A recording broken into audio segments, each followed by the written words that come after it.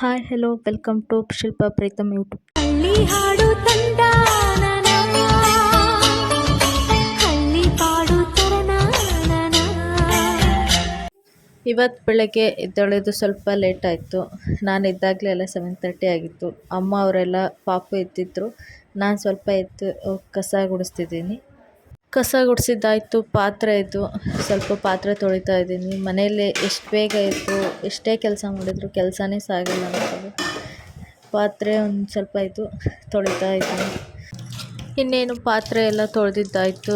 Sync ಸ್ವಲ್ಪ clean ಮಾಡೋದಿತ್ತು, sync clean ಮಾಡ್ತಾ ಇದ್ದೀನಿ. ಓದಿದರು ಗೀಚಿದರು ಒಲೆಯ ಊದಬೇಕು, ತಾಯಿಯಾಗಬೇಕು. ಈ ಲೈನ್ ಎಷ್ಟು ನಿಜ ಅಲ್ವಾ? ನಾವೆಷ್ಟೇ ಓದಿದ್ರು ಎಷ್ಟೇ ಕಲಿತ್ರು ಅಡುಗೆ ಮಾಡೋದು, ಒಲೆ ಹಚ್ಚೋದು ಇದೆಲ್ಲ ಕಲೀಲೇಬೇಕಲ್ವಾ? ಅವನಿಗೆ ಸ್ನಾನಕ್ಕೆ ನೀರಿಟ್ಟಾಯಿತು. ಅವನಿಗೆ ತಿಂಡಿಗೆ ಅಂತ ದೋಸೆ ಮಾಡ್ತಾಯಿದ್ದೀನಿ. ಅವನಿಗೆ ದೋಸೆ ಪಡ್ಡು ಅಂದರೆ ಇಷ್ಟ. ಅವನಿಗೆ ಸ್ವಲ್ಪ ದೋಸೆ ಮೇಲೆ ಕ್ಯಾರೆಟ್ ಹಾಕಿದರೆ ಇಷ್ಟ ಆಗುತ್ತೆ. ಸೊ ಹಾಗಾಗಿ ಸ್ವಲ್ಪ ದೋಸೆ ಮೇಲೆ ಕ್ಯಾರೆಟ್ ಹಾಕ್ತಾಯಿದ್ದೀನಿ. ಅವನಿಗೆ ಟಿಫನ್ಗೂ ಮತ್ತು ಲಂಚಿಗೂ ದೋಸೆನೇ ತಗೊಂಡೋಗ್ತೀನಿ ಅಮ್ಮ ಅಂತ ಅಂದ. ಸೊ ಹಾಗಾಗಿ ಲಂಚಿಗೂ ದೋಸೆನೇ ಕಳಿಸ್ತಾ ಇದ್ದೀನಿ. ದೋಸೆ ಜೊತೆಗೆ ಅವನಿಗೆ ಕಾಯಲು ಮತ್ತು ಪಲ್ಯ ಮತ್ತು ಕಾಯಿ ಚಟ್ನಿ ಮಾಡಿದ್ದೀನಿ. ಅಪ್ಪು ಸ್ಕೂಲಿಗೆ ಹೋದ, ಮಗನ ಡ್ಯೂಟಿ ಮುಗೀತು, ಇನ್ಮೇಲೆ ಮನೆ ಡ್ಯೂಟಿ.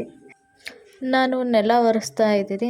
ಅಮ್ಮ ನಮ್ಮೆಲ್ರಿಗೂ ದೋಸೆ ಮಾಡ್ತೀನಿ ಅಂತ ದೋಸೆ ಮಾಡ್ತಿದ್ದಾರೆ. ಇನ್ನು ಅಪ್ಪ ಮಲಗಿದ್ದಾರೆ, ಅಮ್ಮ ಏನು ಹೊರಗೇನೋ ಕೆಲಸ ಮಾಡ್ತಿದ್ದಾರೆ. ಹಾಗಾಗಿ ಅಮ್ಮನೇ ನಾನೇ ದೋಸೆ ಮಾಡ್ತೀನಿ ಅಂತ ಅಂದರು.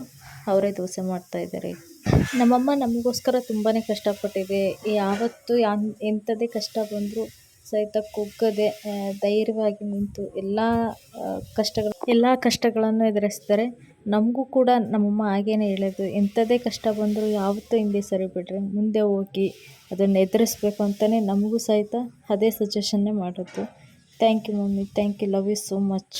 100 ವರುಷ ಸಾಲದು ಅಮ್ಮನ ಪ್ರೀತಿಸಲು, ಕೋಟಿ ಜನುಮ ಸಾಲದು ಋಣವ ತೀರಿಸಲು.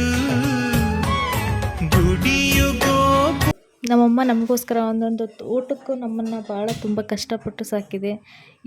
ಎಲ್ರಿಗೂ ಹೇಳೋದು ಒಂದೇ ಮಾತು, ತಂದೆ ತಾಯಿ ಇರೋವರೆಗೂ ಅವ್ರನ್ನ ಚೆನ್ನಾಗಿ ನೋಡ್ಕೋಬೇಕು. ಅವರಿಲ್ಲ ಅಂದರೆ ನಮ್ಮದು ಏನೂ ಇಲ್ಲ.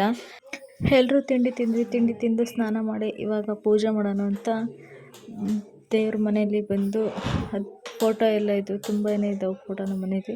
ಹಾಗಾಗಿ ಫೋಟೋ ಎಲ್ಲ ತೊಳೆದು ಅದಕ್ಕೆ ಅರಿಶಿನ ಕುಂಕುಮ ವಿಭೂತಿ ಹಚ್ತಾ ಇದ್ದೀನಿ. ನಮ್ಮನೆ ದೇವ್ರು ಬಂದುಬಿಟ್ಟು ಉಚ್ಚಂಗಿಯಮ್ಮ. ಹಾಗಾಗಿ ನಮ್ಮ ಮನೆಯಲ್ಲಿ ಆ ಕಳಸ ಇಟ್ಟೇ ಇರ್ತೀವಿ. ಅದನ್ನು ಪ್ರತಿ ಮಂಗಳವಾರ ಮತ್ತು ಶುಕ್ರವಾರ ಅದೆಲ್ಲ ಕ್ಲೀನ್ ಮಾಡಿ ಅರಿಶಿನ ಕುಂಕುಮ ಹಚ್ಚಿ ಇಡ್ತೀವಿ. ಜೀವನದಲ್ಲಿ ನಂಬಿಕೆ ಅನ್ನೋದು ಯಾವತ್ತೂ ಕಳ್ಕೋಬಾರ್ದು. ಏಕೆಂದರೆ ನಮಗೆ ಯಾರು ಎಷ್ಟೇ ಮೋಸ ಮಾಡಿದರೂ ಮೇಲೊಬ್ಬ ನಮ್ಮನ್ನು ನೋಡ್ತಾ ಇರ್ತಾನೆ, ನಮ್ಮ ಪ್ರಾಮಾಣಿಕತೆ ನಿಷ್ಠೆ ಎಷ್ಟಿದೆ ಅಂತ. ಹಾಗಾಗಿ ನಮ್ಮ ಮೇಲೆ ನಾವು ಯಾವತ್ತೂ ಕಾನ್ಫಿಡೆನ್ಸ್ನ ಕಡಿಮೆ ಮಾಡ್ಕೋಬಾರ್ದು. ಹಾಗಂತ ಅವರು ಕೆಟ್ಟದ್ದು ಮಾಡಿದ್ದಾರೆ ಅಂತ ನಾವು ಕೆಟ್ಟದ್ದು ಮಾಡಿದರೆ ಅವರಿಗೂ ನಮಗೂ ವ್ಯತ್ಯಾಸನೇ ಇರೋಲ್ಲ. ಹಾಗಾಗಿ ತಾಳ್ಮೆಯಿಂದ ಕುಂಕುಮ ಶೋಭಿತೆ ನೀನು